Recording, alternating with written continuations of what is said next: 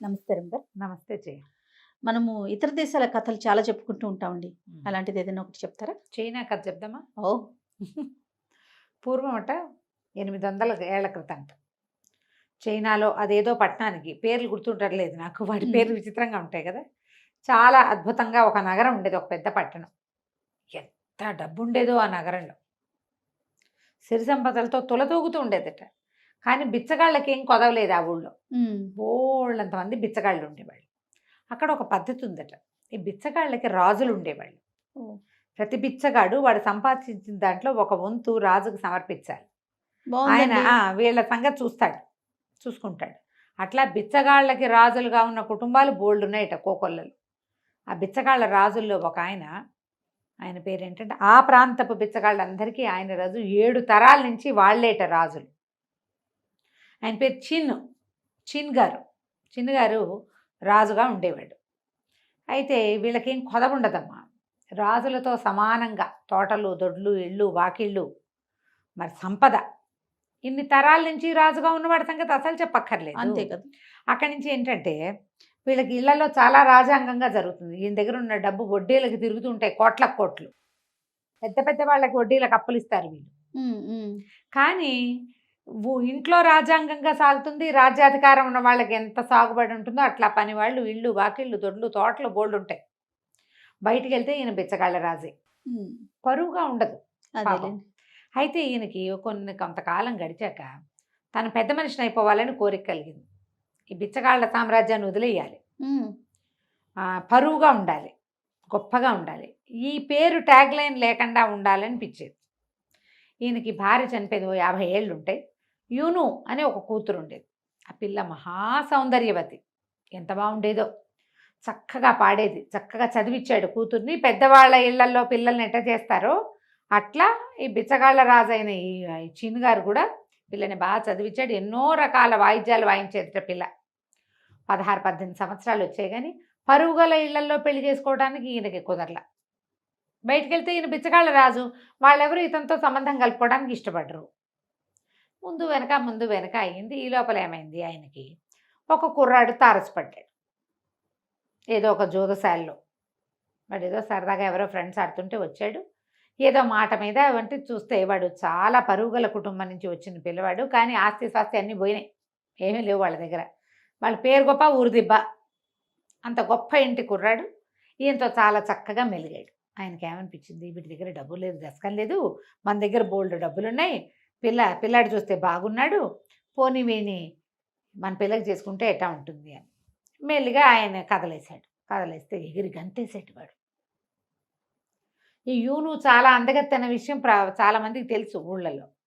ఓ మాట వచ్చి చూస్తా అన్నాడు. చూసి పిల్లని చేసుకోవడానికి సిద్ధపడ్డాడు. వాళ్ళ ఫ్రెండ్స్ అంతా అన్నారు, ఈ అబ్బాయికి చదువుకోవాలని ఉంది, గవర్నమెంట్ జాబ్ చేయాలని కోరిక, దానికి డబ్బులు లేవు వాడి దగ్గర. ఇప్పుడు చక్కగా వీళ్ళ అమ్మాయిని పెళ్లి చేసుకుంటే ఏం చక్క మరి చదివిస్తారు కదా. అంతేగా. సరేనని పెళ్లి కొప్పుకున్నాడు. చాలా హర్షించారు వాడి ఫ్రెండ్స్ అంతా. భలే మంచి పని చేసావు, నక్కని దొక్కేవరా నువ్వు, నక్కతో ఒక దొక్కావు, ఇంకేముంది, ఓహో అన్నారు. ఓహో అన్నాక సరే పెళ్లి చేసేశారు. పెళ్లి రోజు సాయంకాలం ఏం చేశారు, పెద్ద విందు ఏర్పరిచారు. ఈయన ఏం చేశాడు, తను బిచ్చగాళ్ళ రాజుగా ఉండకుండా ఆ పదవిని ఇంకొకడికి కట్టబెట్టాడు. ఈయనకి సమీప బంధువే వాడు, బాగా క్రికెట్, ఈయన మంచివాడు, ఈ చిన్ను క్రికెట్ వాడు. ఆ క్రికెట్ వాడికి ఈ బిచ్చగాళ్ళ రాజు తనం అంతా అతనికి ఇచ్చాడు. తన దగ్గర ఉన్న సంపదలవి తను ఉంచుకున్నాడు. ఇక నువ్వు సంపాదించుకో అని చెప్పేసరికల్లా వాడు రాజు అయిపోయాడు. 2-3 వారాల క్రితమే వాళ్ళందరి మీద ఆధిపత్యం సంపాదించుకున్నాడు. చిన్నగారు అతనికో ఇల్లు వాకిలి కూడా ఇచ్చాడు. వాడికి అంతకుముందే కొంత ఉంది. ఈయన తన ఇళ్లలో ఒక ఇల్లు గిఫ్ట్గా ఇచ్చాడు తన పదవి తీసుకున్నందుకు. ఈయన ఏమిటంటే పిల్ల పెళ్లి చేసి అల్లుడిని చక్కగా చదివించి ప్రభుత్వోద్యోగం చేసి తన సంపదలన్నీ అల్లుడికి ధారాదత్తం చేసి ఫలానా వాళ్ళ మావగారు అని చెప్పించుకోవాలని అనుకున్నాడు. ఒక్కొక్కరికి ఒక్కొక్క ఆశ ఉంటుంది పాపం. సరే ఏమైంది, ఎప్పుడైతే ఈ పెళ్లి జరిగి పెళ్లి విందు ఏర్పాటైందో ఈయన ఒక అతనికి ఇచ్చాడు కదా, చౌ వాడి పేరు. ఆ చౌ గారి పేర్లు ఇంకా పెద్ద పేరుంది. ఆ చౌ ఏం చేశాడు, ఏమిటి వీడు విందు చేస్తున్నాడు, నన్ను ఎందుకు పిలవలా చౌ విందుకి, నేనేం తక్కువ వీడికంటే, వాడితో సమాన భాయవాడిని అయిపోయాను కదా ఇప్పుడు నేను అని తమ బిచ్చగాళ్ళ సంఘంలో కొంచెం జమాజట్టీలని 40 మందిని ఏరి వాళ్ళందరినీ వీడు మనకి చిన్ను నిన్నటిదాకా మీకు రాజుగా ఉన్నాడు, రాజ్యాధికారం నాకు ఇచ్చాడు, మీ మీదే కదా సంపాదించాడు, గొప్పగా పెళ్లి చేసుకున్నాడు, పిల్లలకి పిల్ల పెళ్ళికి భోజనం కూడా పెట్టట్లేదు మనకి, కనుక్కుందాం పదండి అని చెప్పేసి ఈ 40 మంది జమాజెట్టి బిచ్చగాళ్ళని వేసుకుని వాళ్ళ ఇంటి మీద పడ్డాడు. అదే సరకాలు వాళ్ళు ఏం చేస్తారు, లోపలికి వచ్చి కోలాహలంగా కనపడ్డ వాళ్ళని కనపడ్డట్టుగా తోసేసి అరిచి కేకలు పెట్టారు. ఏం చేస్తారు, ఈ వీళ్ళ పెళ్లి కొడుకున్నాడు కదా మోచి, ఆ మోచి అతని స్నేహితులు ఈ బిచ్చగాళ్ళు చేసిన రచ్చకి కంగారు పడి పారిపోయారు. ఈ మొత్తం విద్దంతా రసాభాస అయిపోయింది. ప్యూను ఏడవడం మొదలుపెట్టింది. వీడు తనకు బాబాయ్ వరుస అవుతాడు ఈ చావు, తన పెళ్లి విందులో ఇలా చేయొచ్చునా, అదే కదా. ఆ పిల్ల పరువు పోయిందని లోపల ఏడ్చుకుంటూ కూర్చుంది. మోచి అండ్ ఫ్రెండ్స్ ఏమో పారిపోయారు. విందులో ఉన్న భోజనాలు మిగిలిపోయినాయి.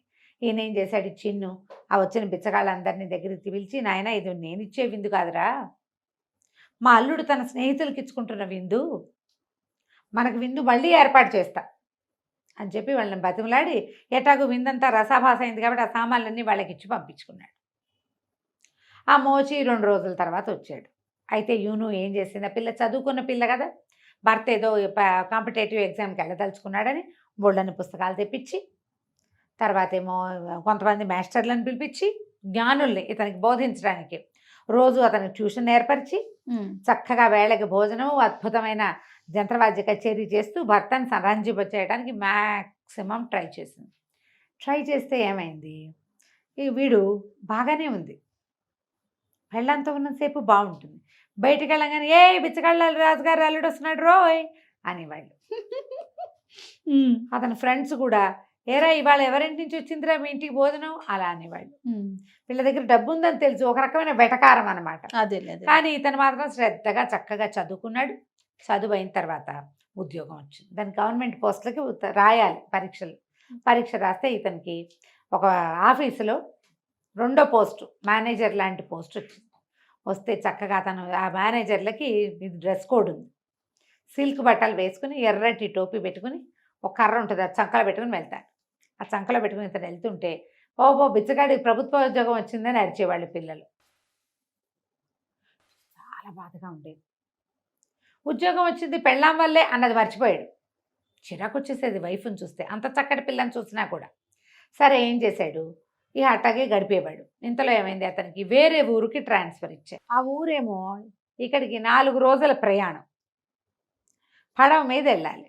సరే మామగారికి చెప్పి భార్యను తీసుకుని బయలుదేరితే సరే పడవ ఎక్కారు మొగుడు పెళ్ళాం. 2 రోజులు కులాసాగా గడిచింది. 3వ రోజు రాత్రి ఇతను పోయి బయట డెక్ మీద రాత్రి 11 గంటల వేళ నుంచున్నాక వాడికి అనిపించింది, సరిగ్గా నడి మధ్యలో ఉన్నాం, పెళ్ళాన్ని తెచ్చి ఇక్కడి నుంచి తోసేస్తే దాని పీడ విరగడైపోతుంది, ఇక నేను బిచ్చగాళ్ళ అల్లుండి అన్న మాట ఉండదు అని అనుకుని భార్య నిద్రపోతుంది. అప్పుడే 11 గంటల వేళ, అమ్మాయి 10ంటికి అన్నం తిని పడుకుంది. రా ఎంతో బాగుంది, వెన్నెలు ఎంత బాగుందోనని దాన్ని లాక్కొచ్చాడు. ఇద్దరు కలిసి పడవ మీద అటు ఇటు తిరిగాక ఆ డెక్క చివరి దాకా తీసుకెళ్ళి దబ్బుకొని నీళ్ళల్లో తోసేసాడు. తోసేసి గబగబా కిందకి దిగొచ్చి స్పీడ్గా వెళ్ళిపోవాలి ఇక్కడి నుంచి, నాకు భయం వేస్తుంది ఇక్కడ అని బెదిరించాడు ఈ సారంగొల్ని. వాళ్ళు అతనేదో అంటే పైన వెన్నెల్లో తిరుగుతున్నాడు, దడ పుట్టింది వీడికి, అందుకని పరిగెత్తమంటున్నాడు, స్పీడ్గా దాటిచ్చేసేయండి సుడి ఉంది ఇక్కడ అని చెప్పాడు. చెప్పేసరికల్లా వీళ్ళెవరు చూడటం లేదు, చూసిన వాడు ఓహో వాళ్ళు ఏదో మోచి చెప్తున్నాడు కదా, ఆయన పైగా అధికారి కదా, పడవ లాగేశారు. తెల్లారేసరికి టీ తెచ్చిన వాడితో ఏడుస్తూ చెప్పాడు, నా భార్య నీళ్ళలో పడిపోయింది అని. వాడు పరిగెత్తుకుంటూ వెళ్ళి అయ్యో మోచి అయ్య గారి భార్య యూను గారు పడిపోయిందిట అని చెప్పంగానే వాళ్ళంతా ఏమనుకున్నారు, ఓరిని దొంగ మొహం, వీడు రాత్రి తోసేసాడు ఆ పిల్లని, అందుకనే తొందర పెట్టి ఉంటాడు అనుకున్నారు. కానీ అతను డబ్బు ఇవ్వాల్సిన వాడు ప్రభుత్వ అధికారి ఏమంటారు, అయ్యో లక్షణమైన పిల్ల, బంగారం వంటి పిల్ల, వీడు పాలపడి చచ్చిపోయిందే అని చింతించి నోళ్ళు గట్టిగా మూసుకుని దీనికి అడంకి తీసుకొచ్చి వదిలిపెట్టేశారు. వీడు కాస్త ఏడుపు మొహంతో ఆఫీసులో చేరాడు, భార్య నీళ్ళలో పడిపోయింది అని. సరే వాళ్ళు ఏదో గవర్నమెంట్ ఇల్లు ఏదో ఏర్పాటైంది, వంట మనుషులు పని వాళ్ళు ఉన్నారు, వాళ్ళతో మేనేజ్ అయిపోతున్నాడు. అయితే ఈ మోచి వచ్చిన రోజునే ఒక రోజుకి అటు ఇటుగా ఈ ఆఫీసులో ఎవరైతే ఇతను మేనేజర్ కదా, దీని మీద ఒక మేనేజర్ ఉంటాడు, జనరల్ మేనేజర్, రొట్టి మేనేజ్మెంటు జనరల్ మేనేజరు, ఆయన కూడా ట్రాన్స్ఫర్ అయ్యి ఇక్కడికి వస్తున్నాడు. వాళ్ళ పడవ వస్తుంది. ఈ నీళ్ళలో పడిన యూను డామన్ నీళ్ళల్లో పడిపోలే, దానికి కాళ్ళ కింద ఏదో ఎత్తుగా ఉంది. ఉమ్. ముందు దెబ్బకిన పడింది, మెల్లిగా అది తేలేసరికల్లా కింద ఏదో దొరికింది ఆ పిల్లకి ఆధారం. ఒక నిమిషం నీళ్ళు తొక్కుని ఈదటం మొదలుపెట్టింది. కాస్త దానికి తెలివి వచ్చేసరికల్లా పడవ అంత దూరం వెళ్ళిపోయింది. అరిచినా కేకలు పెట్టినా పడవ ఇది కావటంలా. పైగా నీళ్ళల్లో తోసేసిన వాడిని అరిస్తే మాత్రం వాడు ఎందుకు ఇచ్చేస్తాడు? అదే కదా. వాళ్ళని తనే పడిపోయింది అనుకో, తనే గనక పడిపోయింటే ఈ పాటికి దిగేవాడు కాదా మొగుడు? ఉమ్. దిగలేదంటే ఏమిటి? తోసాడనే అర్థం. దానికి అసలు అర్థం కాల, తనే పడిపోయిందా వాడే తోసేసాడా అని. అవతల కాస్త సరే వెళ్ళిపోయింది ఆ పడవ. ఈ అమ్మాయి ఏం చేసింది, ఓ పక్కకి ఈదుకుంటూ పోయింది. ఈదుకుంటూ పోయి ఏదో చిన్న దీవల్లే ఉంది, అక్కడ గట్టు మీద కూర్చుని ఏడవటం మొదలుపెట్టింది. దేవుడా రావడా ఏం చేస్తుంది? సరే ఈ పడవ వెళ్ళిపోయిన ఒక 3-4 గంటలకి తెల్లవారుజామున 5 గంటలు అవుతుండగా ఒక పడవ ఆ వైపు నుంచి వచ్చింది. ఈ కొత్త జిఎం రావాలి కదా, ఆ జిఎం వచ్చే రూట్ అనమాట అది. ఓకే. భార్య భర్త ఇద్దరు వాళ్ళు ఏం చేశారు, తెల్లవారుజామున పౌర్ణమి రాత్రి కదా, తెల్లారే మెలకు వచ్చేసిందని 4:30కి లేచి వచ్చి డెక్క మీద కూర్చున్నారు. కూర్చుంటే పడవ ఈ ఒడ్డు పక్క నుంచి వెళ్తుంటే ఎవరో పిల్ల అక్కడ కనపడుతోంది, మంచి బట్టలు వేసుకుని ఉంది అని ఈయనేం చేశాడు, గబగబా సరంగుని కేకలు పెట్టాడు. అమ్మా అక్కడికి పట్టించు, ఎక్కడైతే ఇది దీవిలాగా ఉందో కొంచెం చిన్న ఒడ్డల్లే ఉంది, ఒడ్డు దగ్గర పట్టించు, పిల్ల ఎవరో ఉంది అక్కడని అక్కడికి తీసుకుపోయారు. తీసుకుపోతే ఏడుస్తున్నాయి, పిల్ల కనపడింది. వాళ్ళ పైకి ఎక్కిచ్చారు. ఏమిటమ్మా ఎట్టా వచ్చావు ఏమిటి అంటే, నేనేం చేయనండి ఇట్లా జరిగిందని అనేసరికి ఆయన ఆశ్చర్యపోయాడు. ఏం పర్వాలేదమ్మా, ఇంకో 1.5 రోజు పడుతుంది మనం వెళ్ళటానికి, నువ్వు మాతో ఉండు అని చెప్పి ఆ పిల్లకి పొడి బట్టలు కట్టించి ఏదో తిండి పెట్టించి పడుకోబెట్టారు. తాము ఇంటికి తీసుకుపోయారు. తీసుకుపోయాక మా 2వ రోజు 3వ రోజు ఈయన ఆఫీస్లో చేరాడు. మోచి చేరిన 3 రోజులకి ఈయన ఆఫీస్కి వచ్చాడు. సరే ఆయన వచ్చాడని మొత్తం స్టాఫ్ అంతా వచ్చి నిలబడ్డారు స్వాగత సత్కారాలకి. ఒక్కోళ్ళ పేరు పరిచయం చేస్తుంటే ఆ మోచిని చూసి బాగానే ఉన్నాడు, వీడికి ఇదేం మాయరోగం, లక్షణమైన పిల్లని ఇట్లా బాగా ఎజ్జేసాడని చూశాడు. సరే అక్కడి నుంచి మోచిని అబ్జర్వ్ చేయటం మొదలుపెట్టాడు.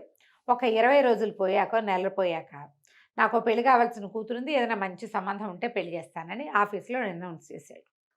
చేస్తే ఊళ్ళో ఎవరో పెద్ద మనుషులు 2-3 సంబంధాలు చెప్పారు. ఇది పెద్ద ఉద్యోగం, సహజంగానే కొంత సంపన్నుడు, పైగా కూతురు ఎప్పుడు బయటికి రాలేదు. కానీ ఆయన భార్య 2 సార్లు కిట్టి పార్టీలకు వచ్చింది.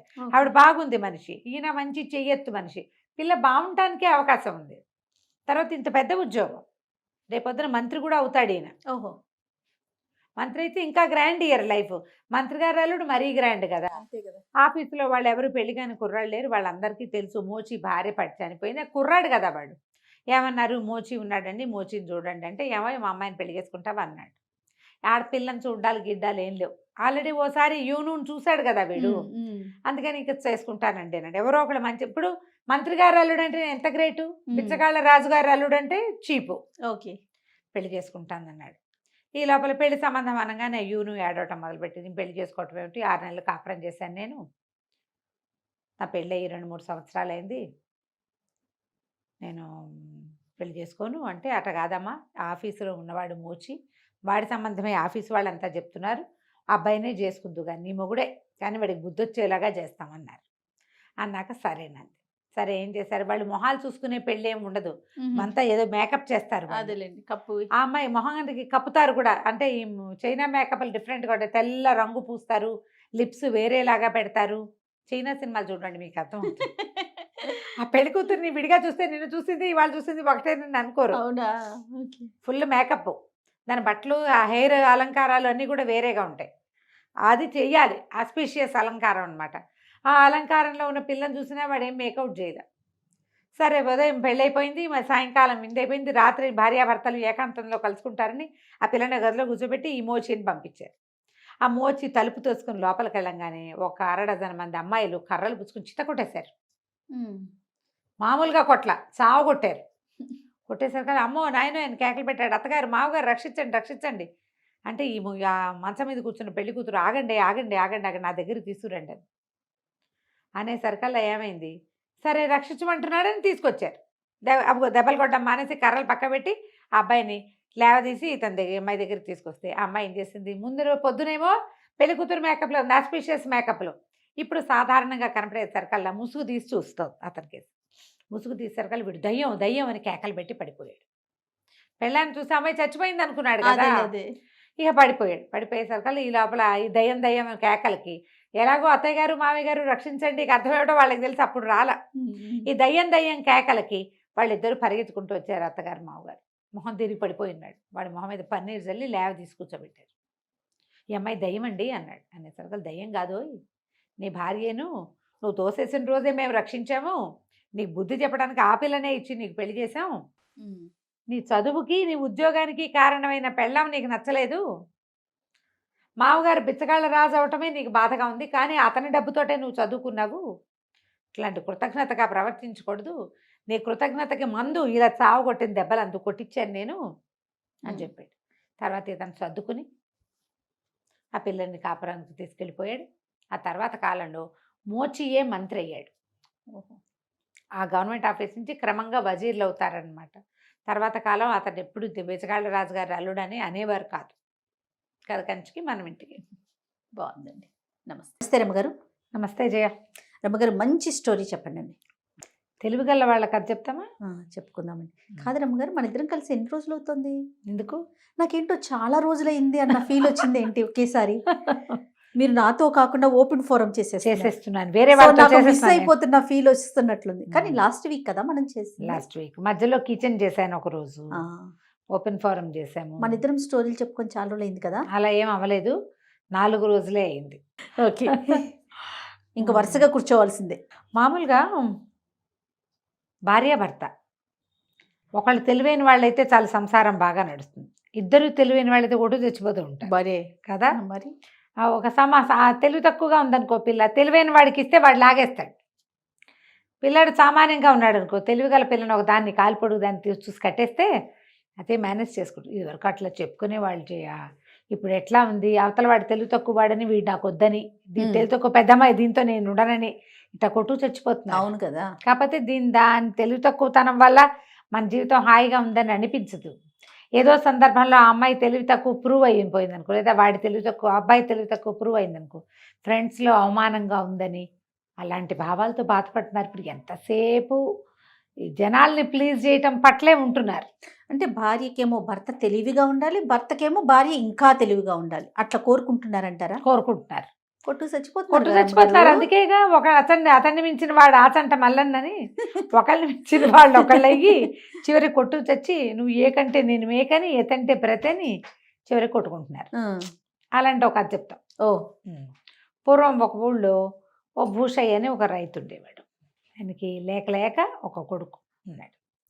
ఈ చుట్టాల్లో చాలామంది తెలివిగల మగపిల్లల్ని చూసేవాడు ఆయన. ఈ భూషయ్య గారు కూడా చాలా తెలివైనవాడు. ఆయనకి ఏమనిపించేది, పిల్లాన్ని తెలివిగా పెంచాలి. ఎట్లా పెంచుతాం, వాడికి ఉండాలి కొంత, అంతేగాని ఆయన ఇలా భావించేవాడు.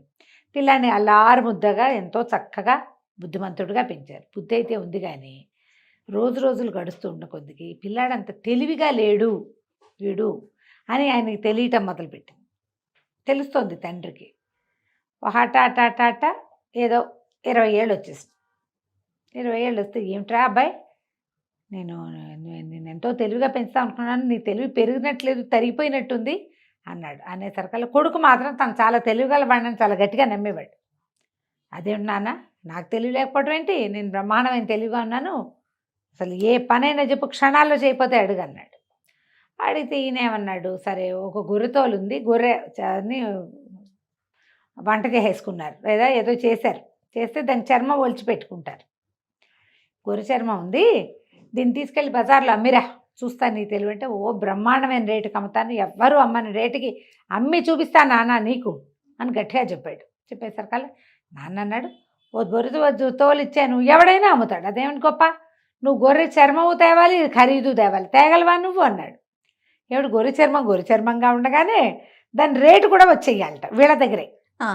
చేయగలవా, అది తెలివి, చేయగలవా నువ్వు అన్నాడు. అనేసరికి కుర్రాడు అన్నాడు, హోష్ అదెంత పని, క్షణాల్లో చేసుకురాను, పొద్దునుంచి మధ్యాహ్నం అయ్యేసరికల్లా పొద్దుయ్యేదాకా నేను ఉండనానా, మధ్యాహ్నమే వచ్చేస్తాను, గొర్రె దీన్ని తోలి వెనక్కి తెచ్చేస్తా, రేటు పట్టుకొస్తా, చూడు నా ప్రతిభ అన్నాడు. ఓహో బాగానే ఉందనుకుని అమ్మ నాన్న పిల్లని సరదాగా ముద్దు చేసి పొద్దున్నే గొర్రె చర్మం ఇచ్చి పంపించారు. అది ఇంటి దగ్గర సద్దన్నం తిన్నాడు, బయలుదేరాడు.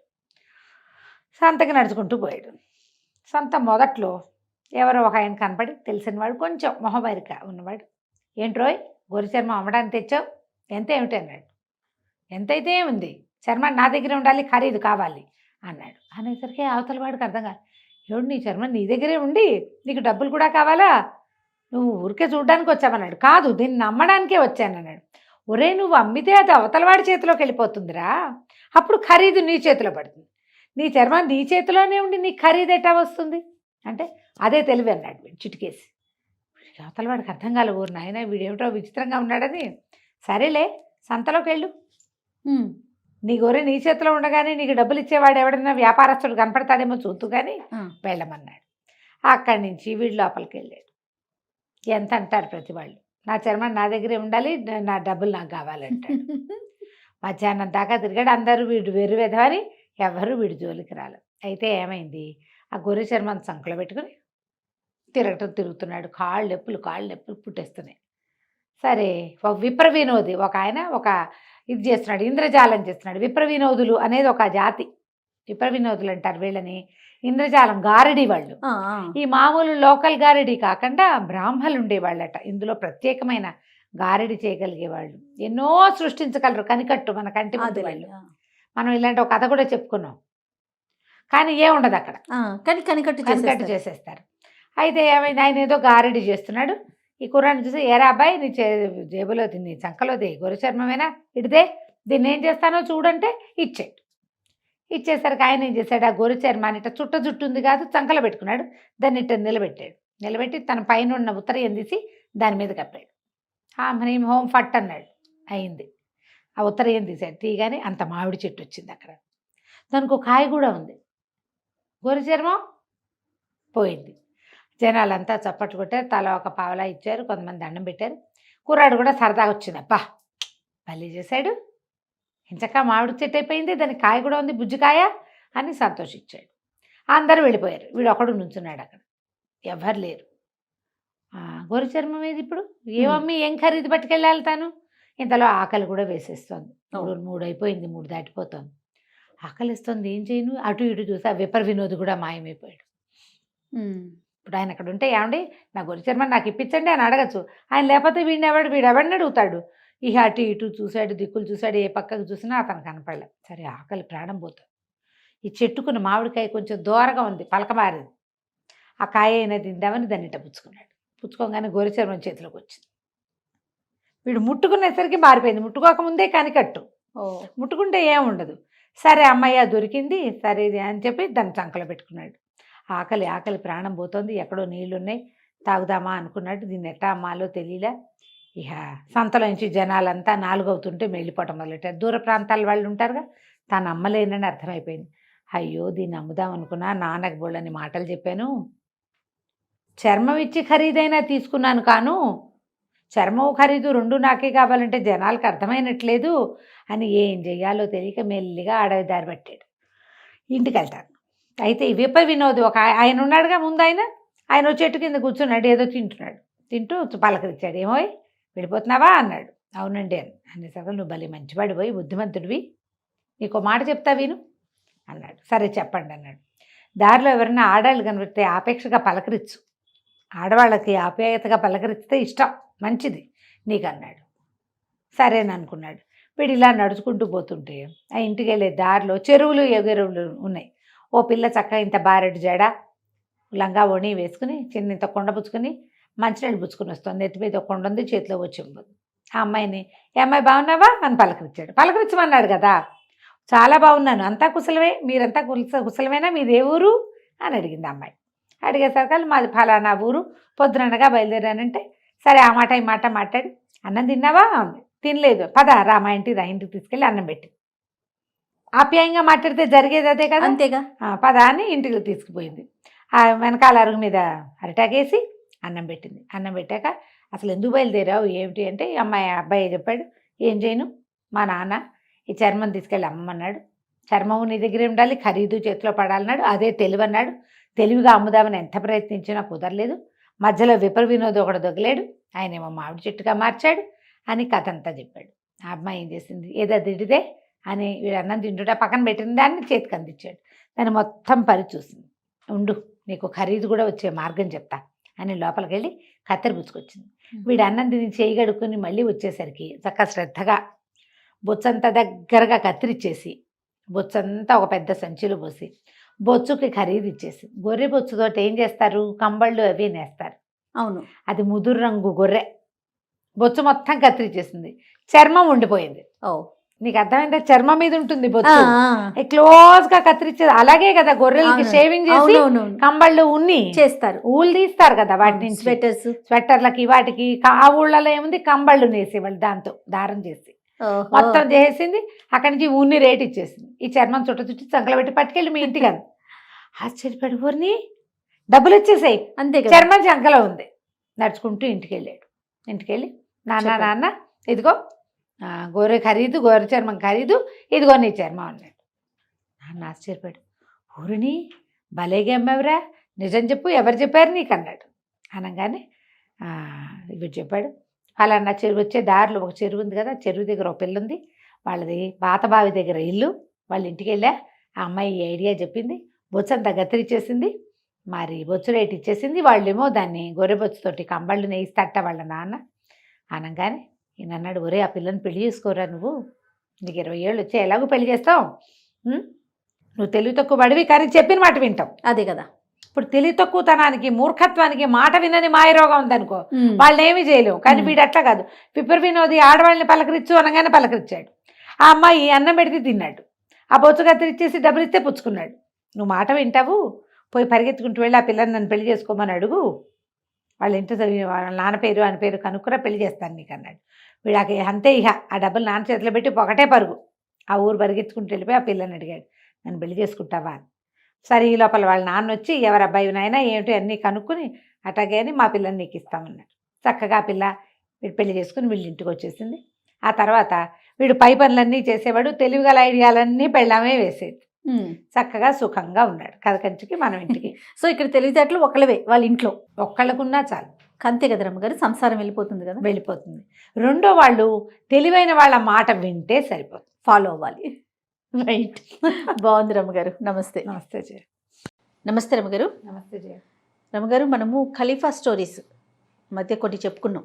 అలాంటివి ఏదైనా ఖలీఫా స్టోరీస్, ఏదైనా ఇంట్రెస్టింగ్ స్టోరీ ఉంటే చెప్పండి. ఖలీఫా అల్ రషీద్, ఆయన రాజ్యం చేసే రోజుల్లో ఆయన చాలా తరచుగా మారువేషంతో తిరిగేవాడు ఖలీఫా. ది అరేబియన్ నైట్స్ కథల్లో వస్తాయి. ఈ కథలు ఎందుకు చెప్తున్నారు లాంటి క్వశ్చన్లు అడగద్దు, విషయం మాత్రం వినండి అంతే. ఒకవేళ మీకు ఈ కథలు నచ్చకపోతే ఈ కథ వదిలేసి ఇంకో కథ వినండి అంతే. అయితే ఈయన మారువేషంలో ఒక హమ్దూన్ అని ఆయనతో పాటు ఉండే ఒక సర్దార్ని తోడుగా ఉంచుకునేవాడు. ఇద్దరు కలిసి మారువేషాల్లో, వ్యాపారస్తుల వేషాల్లో తిరిగేవాడు. మామూలుగా ఖలీఫా అనగానే ఆయన డ్రెస్సింగ్ అవి తెలిసిపోతాయి, కొంచెం డిఫరెంట్గా ఉంటుంది. ఆ బట్టలు గిట్ల అవేం లేకుండా మామూలు వ్యాపారస్తులు వేసుకునేవి తలపాగాలు, కాస్త బవిరిగడ్డాలు అలా పెట్టుకుని తిరుగుతూ ఉండేవాడు. అయితే ఒకసారి ఏమైంది, ఆయన రాజ్యంలో ఏవో మొత్తం ఊరంతా ఎక్కడ చూస్తారు, అది చాలా పెద్ద సామ్రాజ్యం కదా. ఒకనాడు ఓ పక్కకి వెళ్ళారు, అక్కడ ఒక అత్యద్భుతంగా అందంగా ఉన్న తోట, దానికి లోపలగా కనపడుతున్న చక్కటి ఒక భవంతి కనపడింది. తోటలో ఉన్న పువ్వులు కానీ, ఆ పళ్ళు కానీ, ఆ చెట్లు కానీ ఎంతో కళాత్మకంగా పెంచినట్టు తెలుస్తోంది. వీళ్ళు అట్నుంచి వచ్చినప్పుడు ఓసారి చూశారు, మళ్ళీ ఇటు తిరిగినప్పుడు ఇంకోసారి చూశారు. బాగుందని దాని చుట్టుపక్కల తచ్చాట్లాడుతున్నారు, ఎవరిది ఇది అని. ఎంత బాగుంది, ఎవరిది అయి ఉంటుంది ఏమిటి అని. అయితే ఏమైంది, ఆ తోటలోంచి ఒక ఇద్దరు కుర్రాళ్ళు బయటకు వస్తున్నారు. వీళ్ళు ఏం చేశారు, ఆ కుర్రాళ్ళు మాట్లాడుకుంటుంటే ఒక చోట బయట కూర్చొని చెట్టు కింద ఏదో కూర్చొని కబుర్లు చెప్పుకుంటున్నారు. వీళ్ళు పోయి వాళ్ళ వెనకాలే నిలబడ్డారు. వాళ్ళిద్దరూ మాట్లాడుకుంటున్నారు, ఇవాళ తన సహపంక్తిని భోజనం లేదని మన దొరగారు చాలా బాధపడుతున్నారు అన్నారు. ఆయన అన్నం తిండో ఏమిటో పాపం, ఏం అలవాటో అది, అతిథులు లేకుండా అన్నం తినరు. మనకి ఆశ్చర్యంగా అనిపించినా కూడా ఒక విషయం చెప్పాలి ఇక్కడ. అతిథి అభ్యాగతుల కోసం బ్రాహ్మలు వెయిట్ చేస్తారని మనం చాలా కథల్లో చూస్తాం. అవునండి. ఆ సమయానికి వచ్చిన వాళ్ళు ఎవరో ఒకళ్ళకి అన్నం పెట్టి కానీ తినకూడదనే నియమం. అలాంటివి మనకి గురుచరిత్ర కథల్లో, శ్రీపాద శ్రీవల్లభ చరితామృతంలో, తర్వాత మహాభారతంలో అతిథి ఆ సమయానికి ఎవరైనా వస్తే వాడికి అన్నం పెట్టి తీరాలి అని. అదే విషయం ఇలా ఈ ముస్లిమ్స్ కథల్లో కూడా కనపడుతుంది చేయాలి. చూడండి, అతిథికి అన్నం పెట్టాలి, అతిథి సహపంక్తిన అతిథి లేకపోతే అన్నం తినరు. దారైపోయే వాళ్ళు ఎవరినైనా రండి భోజనం చేతురు కానీ పిలుస్తారట వాళ్ళు. చాలా కోఇన్సిడెన్స్ కదా ఇది అవును, కనపడుతుంది. అవును. అయితే ఈ కుర్రాళ్ళు ఇద్దరు మాట్లాడుకుంటున్నారు కదా, తోట చూడ్డానికైనా ఎవరైనా వస్తే బాగుండ్రా, దొరగారు అన్నానికి మాడిపోతున్నాడు, ఆ మధ్య ఎప్పుడో కూడా ఇలాగే అయ్యింది అని మాట్లాడుకున్నారు. మాట్లాడుకునేసరికి వీళ్ళు ఏం చేశారు, సరే భోజనానికి వాళ్ళే రమ్మంటున్నారు, ఆ తోటను లోపల నుంచి చూడొచ్చు, తర్వాత ఆ ఇల్లు ఎవరిదో తెలుసుకోవచ్చు. మన సామ్రాజ్యంలో ఒకడెవడో ఇట్లాంటి ఉత్తమ పురుషుడు, ఇంత పెద్ద తోట, ఇల్లు, బాకిలి ఘనంగా ఉన్నవాడు, మరి తెలియాలి కదా. ఖచ్చితంగా. సరే ఏం చేశారు, ఆ లోపలికి ఆ కుర్రాళ్ళ దగ్గరికి వెళ్ళారు. బాబు వ్యాపారస్తులం, ఈ బిల్డింగ్ ఎవరిది ఏమిటి అని అడిగారు. ఈ ఇల్లు అబూ అల్ హసన్ అని ఒక వ్యాపారస్తుడిదండి, ఆయన సాపంక్తి ఎవరిని లేదు ఏంది భోజనం చేయరు, మీరు ఏ పని మీద వచ్చారు అంటే మేము వ్యాపారస్తులం బాబు, ఆయన కలవడానికి వచ్చామన్నారు. రండి రండి అని కుర్రాళ్ళు ఇద్దరు పరిగెత్తారు, దొరగారు అన్నం తింటాడు అని. సరే ఏమైంది, అది చాలా పెద్ద ఇల్లు, ఎంత బాగుందో, ఎన్ని ఏర్పాట్లు ఉన్నాయో చక్కగా, ఇల్లు చల్లగా ఉంది, విశాలమైన మందిరం. లోపలికి వెళ్ళారు ఇద్దరు.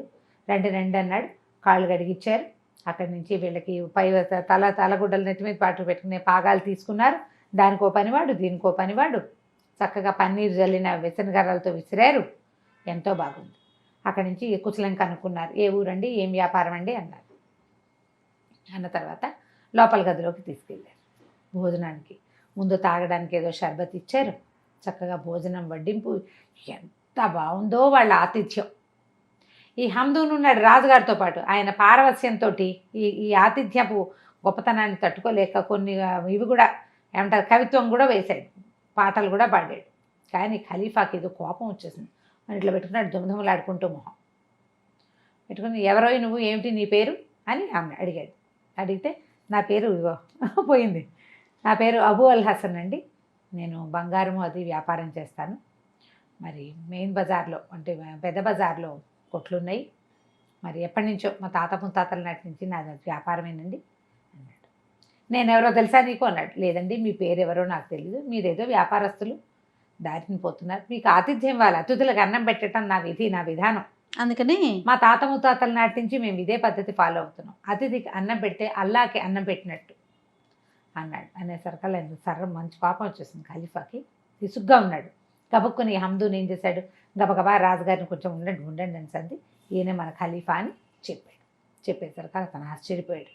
మిమ్మల్ని ఇలా దర్శనం చేసుకోవటం నా అదృష్టం, ఇదివరకు ఎప్పుడు చూడలేకపోయాను, మీరు ఇలా మా ఇంటికి వేయించేయటం నా పరమాదృష్టాల్లో ఒకటి, మీ వల్లే నా జీవితం ఇంత పరమాద్భుతంగా ఉంది ఇవాళ అన్నాడు. అని మీరేదో విసుగ్గా అసహనంగా ఉన్నారు, మీ కోపానికి కారణం ఏమిటి అంటే, ఈ గదిలో సామాన్లలో చాలా సామాన్లు మా తాతగారివి, ఆయన పేరుంది, ఆయన పేరున్న సామాన్లు నీ దగ్గరికి ఎలా వచ్చాయో చెప్పు అంటే, రాజకోటలో ఉండవలసిన సామాన్లు వీళ్ళ తాతగారైన అలీ అల్లా అనే పేరున్న ఇదే ఖలీఫా అలీ అల్లా అనే పేరున్న సామాన్లు మీ ఇంట్లో ఎలా వచ్చినాయి, అక్కడ కనపడుతున్న పెట్టెలు, సోఫాలు, ఇవన్నీ కూడా మావికు దివాణము అన్నీ కూడా రాజుగారి, ఆ తరపు ఏ తరంలో ఈ వస్తువులు తయారు చేయబడ్డాయో ఆ తరపు ఖలీఫా ఎవరో వారి పేరు చేర్చబడి ఉన్నాయి, ఈయన గుర్తుపట్టేశాడు వాటిని.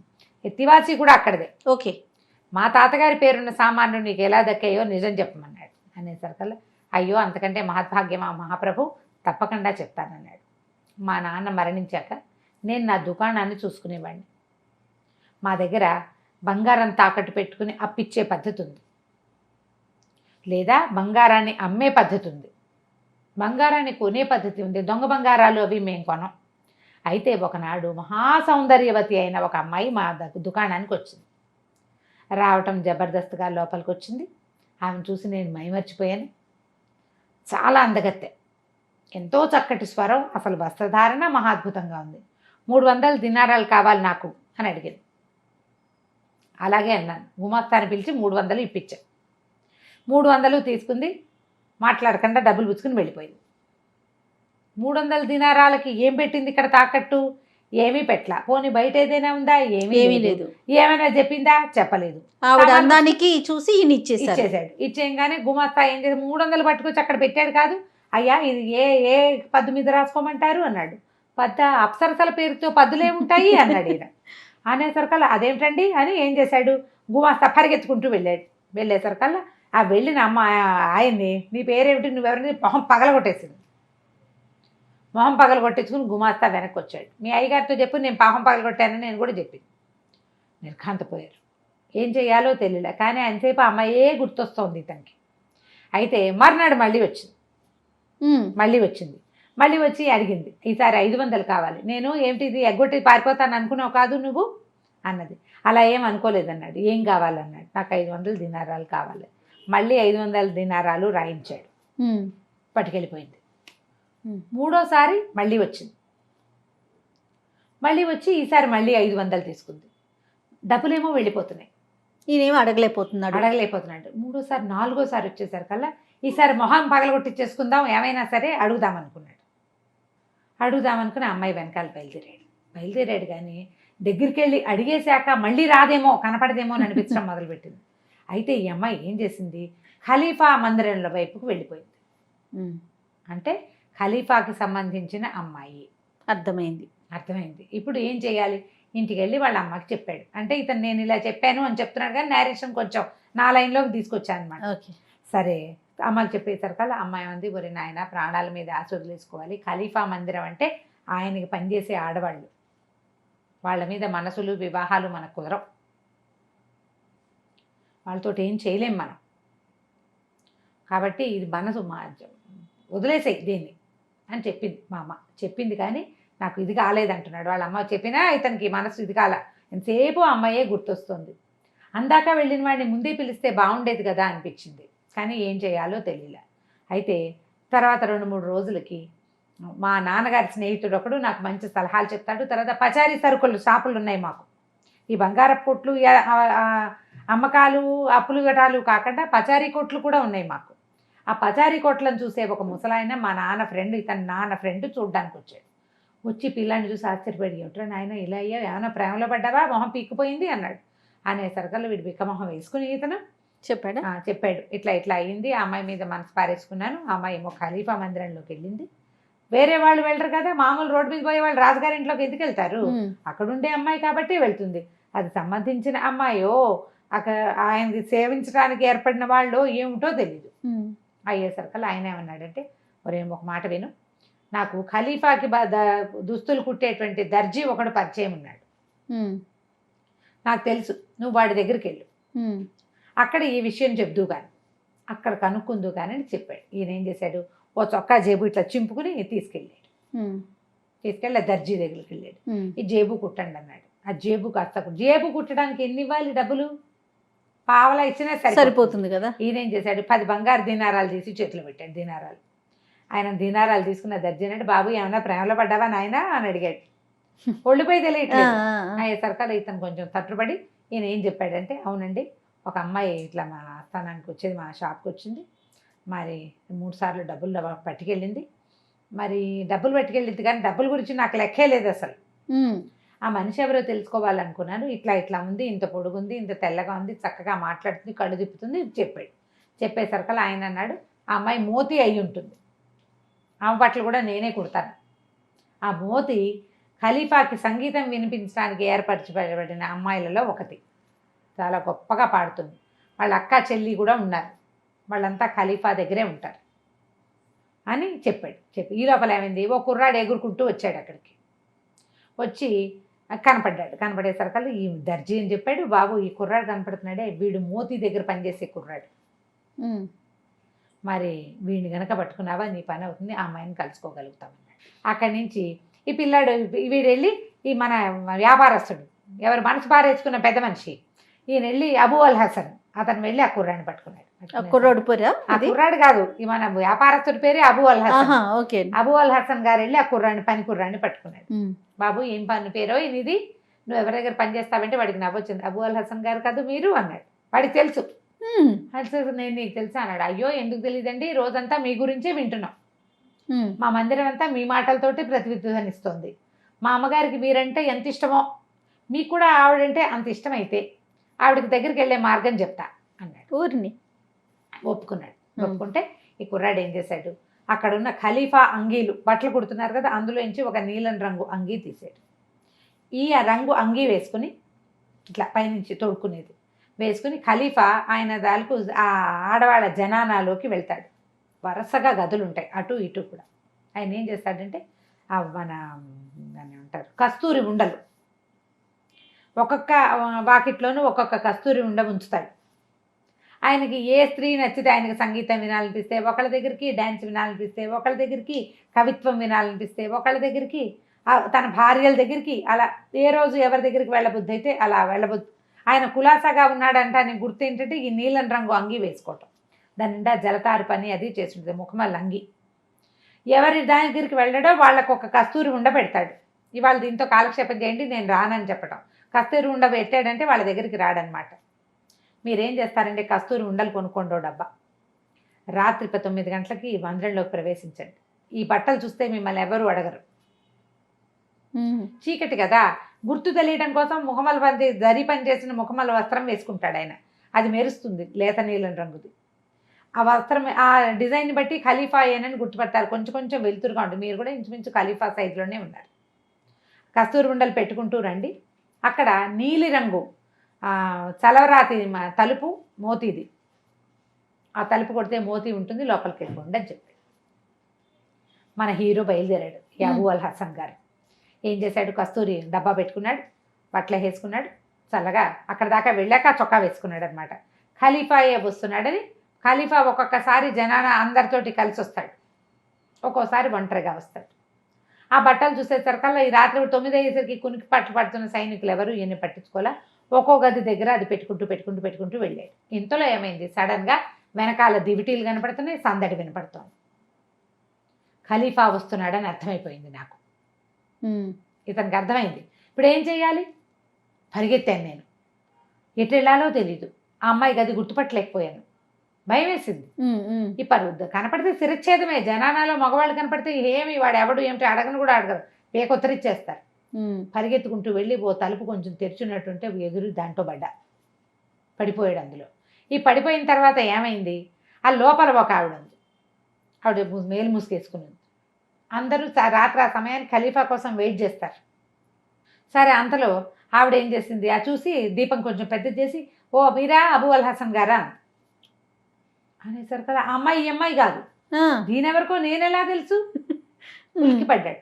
ఆవిడ ఏమందంటే, మోతీ మా చెల్లెలు, నయం వేరే గదిలోకి వెళ్ళకుండా ఈ గదిలోకి వచ్చారు, మీరు వస్తారని రుస్తుం పనికుర్రాడు చెప్పాడు, ఉండండి ఇక్కడేనా. ఈ లోపల ఏమైంది, మోతీ వచ్చేసింది వెనకాల పరిగెత్తుకుంటూ. తన కోసం ఇంత రిస్క్ చేశాడు ఇతను.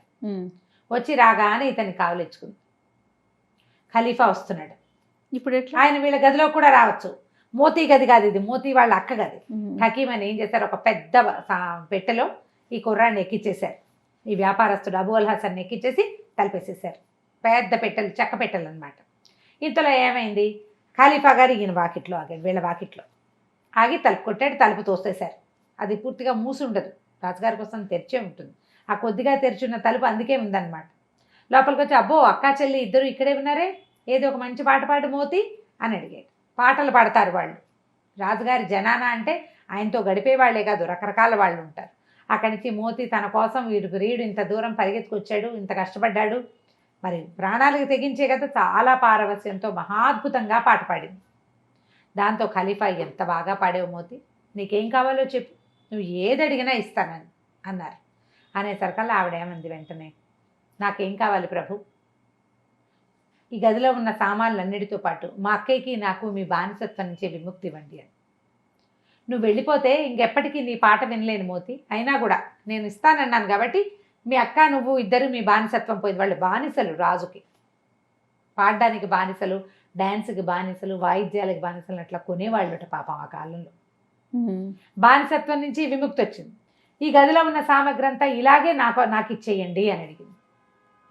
సరే అన్నాడు ఖలీఫా. సరే అని అంత వితరణ ఉండేది రాజులకి. ఒప్పుకున్నాడు. ఆయన ఒప్పుకుని సంగీతం వినేసి ఆయన దారిని ఆయన చక్క మద్యం సేవించి వెళ్ళిపోయాడు. ఆయన ఇంకో రాణిగారి దగ్గరికి వెళ్ళిపోయాడు. తెల్లవారేసరికల్లా ఈ మోతీ అక్కయ్య ఇద్దరు కలిసి ఇక్కడ ఉన్న సామాన్లన్నీ పట్టించేశారు. పట్టించేశాక ఏమైంది, నేను శాస్త్రోక్తంగా మోతీని పెళ్లి చేసుకున్నాను. మోతీ వాళ్ళ అక్కయ్య కూడా మా చుట్టాల్లో సంబంధం చూసి పెళ్లి చేసేసాం.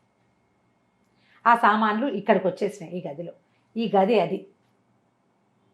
భగవంతుడు నా ప్రాణాలని కాపాడినందుకు ఆ రోజున ఆయన పెట్టెలో కూర్చుని రోజు ఒక అతిథితో కలిసే భోజనం చేస్తానని నేను అల్లాకి మాట ఇచ్చాను.